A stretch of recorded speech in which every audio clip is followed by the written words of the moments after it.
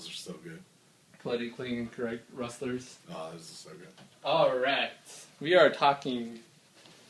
Alright. Alright. It's been a while, folks, since we've done Been a while. Since we've done a wrestling precap. I don't know if it's kind of hard to recap wrestling, because it's wrestling. And it's awesome. But we're here to talk about SummerSlam. Prediction show for SummerSlam, Sunday. SummerSlam. It's going to be great. It's probably the second biggest pay-per-view that WWE does each year. Absolutely. There's the big three, I guess. SummerSlam, Rumble, and Mania. Yeah. So there we go.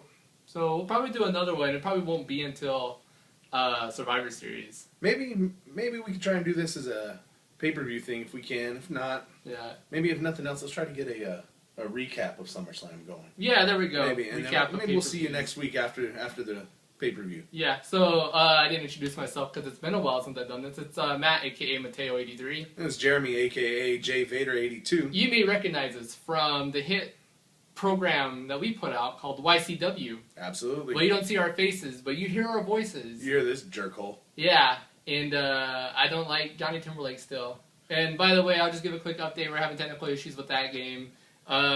Just look out for it very soon. It'll be back soon. Very soon. And I'm sure it'll be, with the new one coming out in about a month. There's unresolved issues with There's Johnny Timberlake. a lot of unresolved issues. I can't believe he's still the YCW title champion. Some douche different show. Different stuff happens. Jay Vader, you have the match card. I do. Right here. Let's we have go a list. ahead and... let's dig into the pre-show. Let's start with the pre-show. The pre-show we have Dean Ambrose and RVD for the U.S. title. My view on pre-shows changed a little this week. I listened to the new episode of AOW Art of Wrestling, and Miz was on there. Yes. And he mentioned pre-shows and how the way he viewed it was he's the one everyone's going to see. Yeah. And if you're on the pre-show, that's the free one. That's the one people don't have to pay for. That's the one everyone's going to see. Yeah. He called it the free-for-all, and that's what he used to call it back in the Attitude days, and that was really cool. The free-for-all was always neat. And it brings me back to days. I mean, one of the funnest things with pay-per-views back in the day in the Attitude Era was Sunday Night Heat.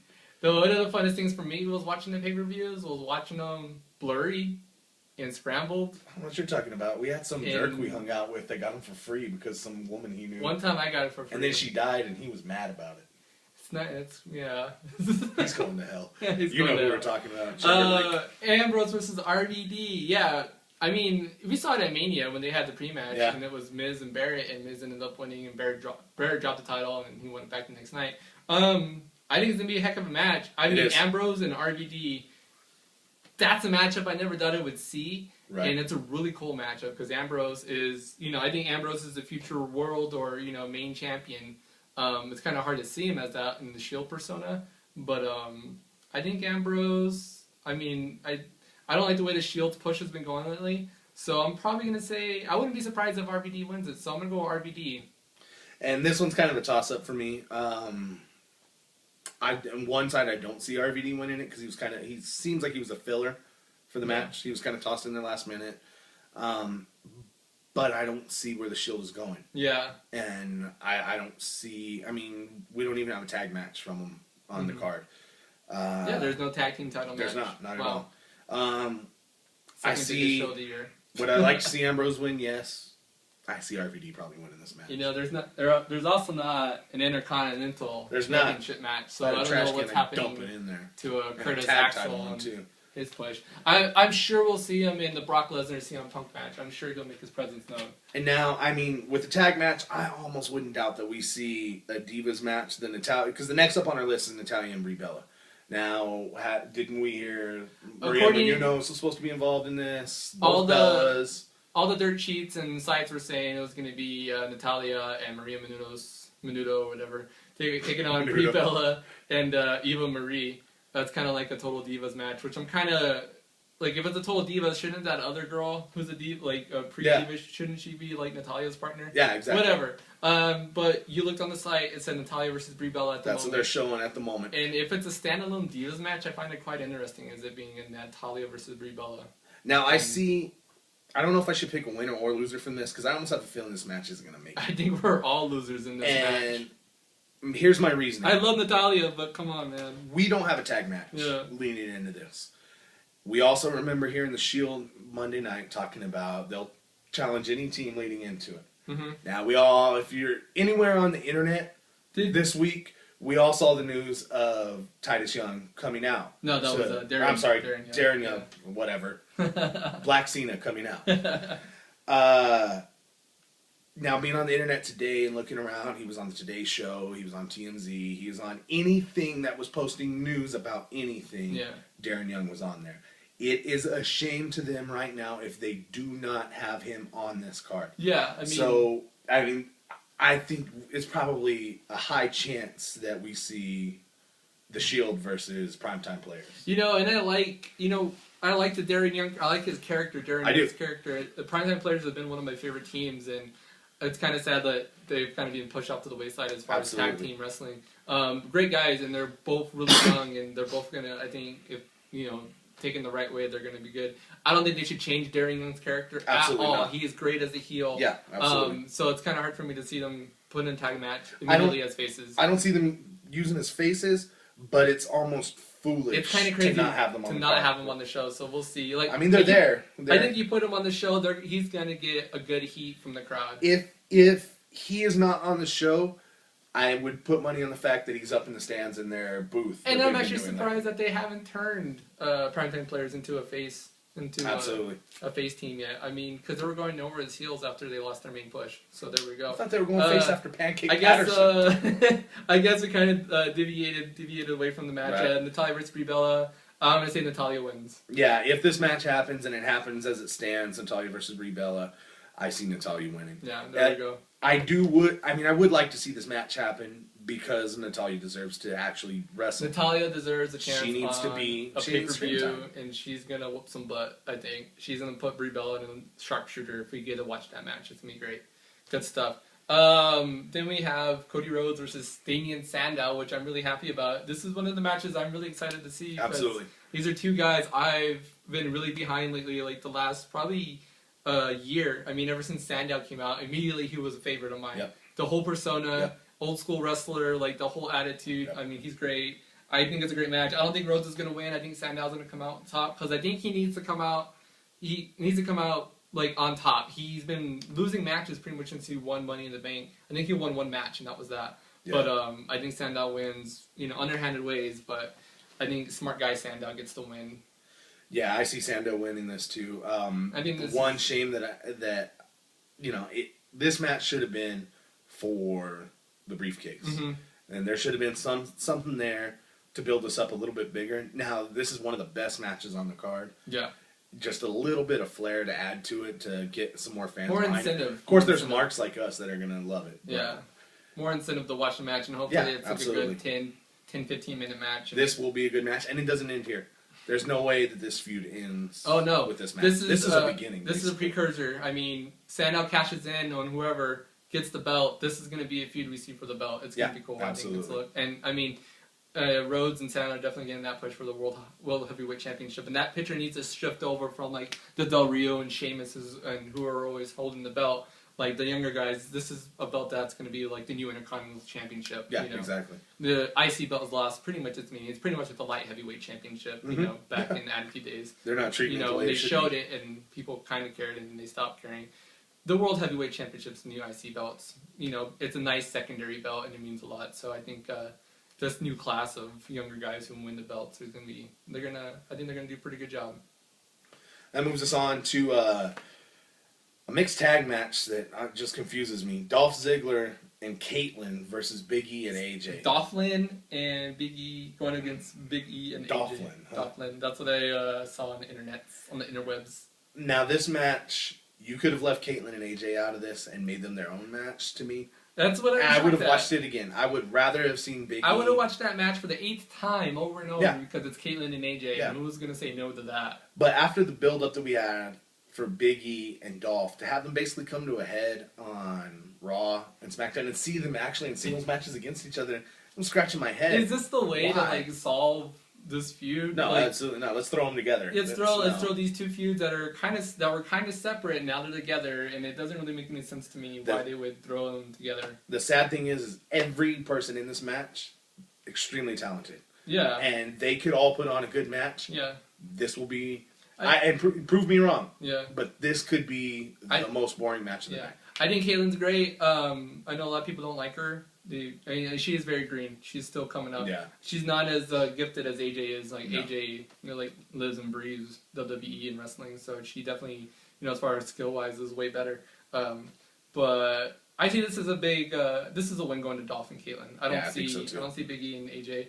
I'm kind of really disappointed that these aren't separate matches. I think these have both been great by themselves. And I mean, as much as I say Natalya deserves to be on the card, this match, AJ and Caitlyn could have taken that place. And it's crazy not to have the Divas champion defend her belt again on a pay-per-view, but whatever. I don't write for WWE, so I don't know what I'm talking about. Have them defend it on main event. Let's just not see the stupid butterfly belt Superstars anymore. Yeah, right. That moves us on again to... The Ring of Fire match. Not an Inferno match, but a Ring of Fire match. So, and I like this name for it. I like it. The theory is that the Ring of Fire is going to encompass the ring. Yes. Not an Inferno match. So I guess they won't be reacting to like hits on the mats. Kind of like what were you seeing back in the late 90s and early 2000s. But the Ring of Fire is supposed to keep away the Wyatt family, or the rest of the Wyatt family, from Bray. So Kane and him can get it on. I think we all kind of know where this is going. This is a total win for Bray. Why are you going to have Bray Wyatt come back, or make his big debut, not be in any matches at all, and have him lose his first match? It ain't going to happen. Kane's going to lose, and Kane's really pretty good at putting over talent. So yeah, exactly. Kane is Chris Jericho status. Yeah. Bray Wyatt gets the win. Absolutely. Now, of course, we know how this is going to end, how this unfolds, and the stuff that happens in this match is going to be the funnest part of it. Do you think Kane becomes part of the Wyatt family afterwards? I don't think so. No? I don't think so. I think that the Wyatt family is going to stay the three of them for a long time. You can't see Kane wearing a Hawaiian shirt? Maybe. I mean, we've seen him in a dentist outfit, so... I mean, really, the Bray Wyatt's kind of like, I love the Wyatt family, and I like the gimmick, but you don't think it's kind of like a play like on... like backwoods Duck Dynasty. Yeah, basically. These guys are going to be our new Shield. Yeah, basically. Yeah, the Shield have fallen off. They have no big push anymore. Ambrose needs to go his way. Rollins needs to go his way, and Reigns needs to fall off the face of the earth. I'm concerned. And the Wyatt family is going to be your big three dynamic guys together. Yeah, you've seen the WWE try to push over like a lot of big guys, and you've seen them kind of fail with it, kind of like going Mason Ryan, which unfortunately for him this didn't work out. I mean, but they brought him in way too early after Batista left, I think, and it's a whole different story. That's what it was. He was supposed to fill the shoes. And it's kind of a way.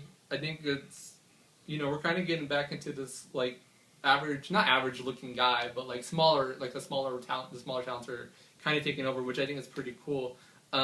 People are kind of tired of the big guy, running to everybody. I mean, no hate to Roman Reigns, you're cool and all, but he's not as talented as the other two. No, Rollins and Ambrose are. Ambrose has the most. I mean, Ambrose is Ambrose. He's in his own class, and Rollins is our new CM Punk. Yeah. So you're saying Bray Wyatt? Yeah. I said it a long time ago. Okay. And our next up is Punk and Lesnar. The best versus the Beast. I don't know, he's pretty purple. He gets pretty purple and red when he gets angry and tells Heyman to say something stupid. Say something stupid. You say something stupid. Say something stupid. SummerSlam last year, Lesnar went against Triple H, right? I think so. And he broke Triple H's arm again. The first of their little feud, wasn't it? Right, I believe so. Yeah, because then it was WrestleMania, then Extreme Rules. Yeah. So that was like their trilogy of matches. And Lesnar ended up winning last year at SummerSlam. I say Punk wins. I don't see... Punk's been on fire since he came back, since Payback. Mm-hmm. I mean, he did lose at Money in the Bank, but we all saw that coming. Yeah. We know that he's probably not going to be seeing the title belt anytime soon. No. And I mean, that's okay. I mean, I'm pretty sure he's getting paid pretty well. Punk is where he needs to be right now. Yeah. I mean, of course he would like to have the belt, but he is drawing a lot of attention just in the feuds that he's in. Oh yeah, it's gonna be great. This is like a 2 pay-per-view match. Like, yeah. I think this would be the first of a couple that we see between him and. Now this could go either way for me. We could see Lesnar win and drag out a feud between the two of them, or we could see Punk win and see Punk move on to another Paul Heyman guy to get to Heyman. This story is not going to be over with Lesnar. No, this story will be over with Heyman. This is going to be Punk running a gauntlet to get his hands on Heyman. Yeah. I think this is the way, in my opinion, this would go. Is Punk will win, and this will be his first step towards him. Yeah. Is there any stipulation to this match? Is it just a straight up 1-on-1? Yeah, it's just so far straight up 1-on-1. Okay.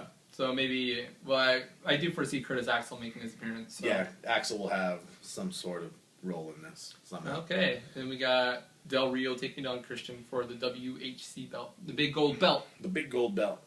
Now, both of these guys, it's hard to call because both of these guys are transitional champions. Yeah. No matter who holds this belt, neither one of them is going to hold it for a long haul. How I see this playing out is Christian's going to win by an interference of Ricardo. We saw Ricardo get laid out. He's got revenge to play. Are you thinking Del Rio retains via... Or no. Wait, Christian wins? Christian wins somehow with Ricardo. Oh, Ricardo helping him out. Laying a cheap shot yeah. without the ref seeing. I could doing see that something happening. to help him out. Yeah. So like he's going to go from Mexico to Canada. But this is still... Yeah, right. He's welcome down there. Or up there. And even that happening, I love Christian. But Christian I mean, the first time Christian won that belt, he lost it 3 days later to Randy Orton, so... Yeah, I could see Christian maybe getting cashed in on. Or getting cashed in on tomorrow night. And that's something you brought up just talking to me personally the other day. I was like, nobody expects like Sandow to cash in, but everybody's expecting like Orton to cash in. I think WWE doesn't do anything with the cash in tomorrow for the Raw belt or for the WWE. I think they do the World Heavyweight Championship. I mean, a lot of people aren't seeing that. I think Sandow cashes in tomorrow. Yeah, he could. Absolutely. I don't think either Del Rio or Christian walks out with the belt. I think Sandow's going to walk out with the championship. And I mean, the Sandow character is kind of complex because it's kind of like he was being pushed and pushed back, and then tag team, and then he kind of been pulled every which way. He hasn't won a singles title yet, so I mean, to kind of throw him in that picture was kind of fast. But I mean, the only drawback that I now have with Sandow getting it, and this was before I saw it happen, was he has a new briefcase, which is like wood, and so I'm like, why would they make a new briefcase if he's going to cash in right away? Just because it builds his character up as a pompous ass. Exactly. When I saw the briefcase, I was like, well, that kind of throws my theory out because why would they do that? But yeah. I'm pretty optimistic that Sandow still cashes in. I think it's pretty cool. I hope so. Yeah. Now that leads us on to Cena versus Daniel Bryan. Yeah. And what I think WWE is going to do is neither one of these guys are going to win. No, we've already seen it. Yeah. With McMahon saying he doesn't want either one of these guys to win. It's obvious that he's hinting towards Randy Orton. Yeah. But that being said, that's obviously exactly because he said he didn't want either one of them being champions at the end of SummerSlam. Now that's pushing for an Orton cash in. But we have seen Triple H being entered into this match. Yeah. And we've read on the internet last couple days that Triple H being in this match has nothing to do with them feeling that Daniel Bryan can't carry this match. Mm-hmm. It has everything to do with this is a very high caliber match. So let's throw McMahon big profile. So if this is going to be a jumping off point for their storyline at Mania, this is where it started. Throw Triple H in a big match and have this be the big kickoff for that feud. We also read that their original thought was going to be Triple H versus Stone Cold. That's been scrapped. Yeah, I don't like that idea. What I see happening in this match, a lot of people are already throwing the rumor out, Triple H is screwing over Daniel Bryan. Yeah, I don't see Triple H going heel in this. Yeah. I see Triple H preventing Randy Orton from cashing in. Yeah, my view on that's changed quite a bit. And we posted it earlier in the group. When we did the weekly chats, I did a little scenario, and that's what I suggested.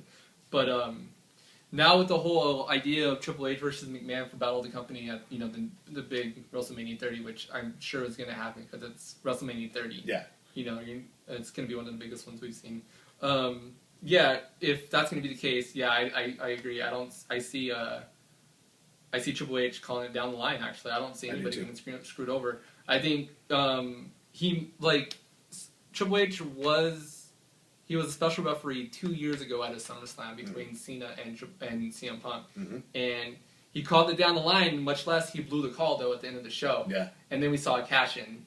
Yeah, and then so I'm kind of like, is this deja vu? Is this going to happen again? So I think Cena wins, but he wins in a way it's not going to be a clean type of win, and I still think Randy Orton comes out and wins. I think Triple H misses the call again. I think they repeat the story. I think he hits attitude adjustment and Bryan's foot's on the rope again, or and he just doesn't see it, and it's kind of like a full circle story. This time John Cena's the one that gets it. But like he said, 2 years ago at that SummerSlam, Alberto Del Rio then came out and cashed in on Punk, and after Nash had attacked him. Long story. But you're going with Cena. I'm going with Cena gets the win. I love Bryan. I mean, I'm way over on Bryan. Bryan's number one right now in my book too. I mean, it's Bryan, Punk, and then whoever else, Sandow. But Bryan is so over with the fans. His push isn't done. Orton walks out the belt, and it's going to be Bryan and Orton because Cena's going to be gone. He's going to take time off for and one looking at that, Cena's not walking out with this. No. At all. Cena does not walk out with this belt. No. I don't even think Cena wins. I think Bryan wins, and either Orton cashes in on Bryan, and it sets up a feud, or, like I said, I think Triple H stops the cash-in somehow. Yeah. Interferes with the cash-in, and that leads to us seeing a cash-in on Raw. Well, cash-in on Raw, but eventually I think that leads to seeing Orton as McMahon's guy at WrestleMania. Definitely. I mean, of course, those two have that makes history. Sense. I don't know if Triple H will fight Vince McMahon. Right. Yeah, Vince McMahon's not going to fight. Vince McMahon's throwing a guy in there for him. And their original thought was Stone Cold. That doesn't make sense to me. No. If you have Stone Cold there, throw him in there with Punk. Throw him in there with a young guy. I don't care. Put him in a 2-hour Iron Man match with Punk. And even I have WrestleMania for you. I have tickets to go see a live event in Las Cruces in a week. Oh, in a week, yeah. But the interesting thing on that card is there is no Cena. Yeah. Cena is set up for a card in California, while Randy Orton and Daniel Bryan are both on that card in Cruces. Yeah. So if I'm just predicting, it's obviously one of the two of them is going to walk out with the belt if we're going to see the two of them. So that's going to be very fun for you next week. Oh, yeah. I'm going to be at a wedding. Have fun with your wedding. Have fun. You guys watch this video and know that I'm going to be at a wedding while he's enjoying his time at a WWE event, which I was going to go to. No, I'll be live tweeting him the whole time. But yeah, I really want to lean towards Triple H interfering in the cash in. Yeah. But realistically, I think Orton cashes in successfully, or if not, he cashes in. I just think so many. I wouldn't be surprised. That's what I predict too. But I think there's so many of us marks out there that are waiting for this, and we're so sure that Orton's going to do it. That WWE doesn't do it. Yeah, that's become the big thing lately. Remember, Ziggler. We were all okay, Ziggler's coming out Mania. We're all waiting for Ziggler to come out, and then nothing. And then, it was just setting itself up on Raw. The whole match was just Rio's getting banged up. I still have it on my DVR because it's that awesome. 4 months later, and the crowd just knew. They knew what was going to happen. For them. They knew. They saw all those refs in on Del Rio, and you just knew. It just. The great thing was, that moment, that's the moment that a Money in the Bank should be. It should be that hype every time. And it's sad that, the title reign didn't end up being, as worth as the cash-in. The cash-in overshadowed the title reign so much. But I think Ziggler probably had one of the most memorable cash-ins that we've ever seen. I mean, we've seen, Punk's 2 cash-ins weren't really that great, actually. I mean, he came at the end of a pay-per-view one time, the second time, and then the first time it was against Edge. I mean, it was cool. I mean, I think a lot of us were like, oh, cool, Punk won, yeah. And we love Punk, but Punk's character has evolved so much since then. I think probably the most exciting cash-in I think seen was probably the first Edge cash-in because nobody saw it coming. Yeah, we didn't know what to expect on the thing. And then, we didn't know how it was really going to work either. But I think Ziggler had, I don't think it's going to be very hard to top Ziggler's cash-in because nobody...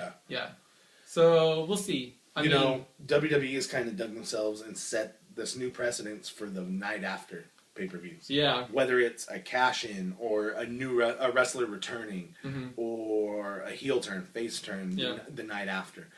And which is smart because it helps build to sell the pay-per-views. Definitely. You give them something for free. Yeah. Give them something big for free for that night after. And they've become better than the pay-per-views lately. So there's so much to go forward to towards Monday. The build towards SummerSlam was awesome. I mean, it was good. It was really good. Other than the last Raw, last Raw was pretty dead, but SmackDown's always a good show. The only thing that gets me is the can cheering and booing. Oh yeah. I wish there's no need to do that. So they're not gonna listen to my opinion, and you guys are gonna listen to me. So yeah, there you go. So that's our picks for SummerSlam. I hope you guys watch it. on pay-per-view. You can stream it, but I'm not endorsing that. But you can find a way to watch it. I'm sure you will. We'll see how our picks played out. So we both picked... Quick rundown. I did RVD over Ambrose, Natalia over Brie, Sandel over Rhodes, Dolphin over Big E and AJ. I said Bray Wyatt was going to win. Christian walks out. I think I picked Christian to win the match, but I don't know what's going to happen. Lesnar loses, Punk wins. And dang, I'm up in the air about the main event, but I think Cena wins. And mine's down exactly to a T of yours, except with a Bryan win. Okay, so we're shifting on that. So I mean, I grew a beard for this match. Yeah, come on, you did a pretty good job. Thank you. Yeah, I think it's gonna be pretty fun if you guys want to be in the group and you're obviously watching this show and listen to this.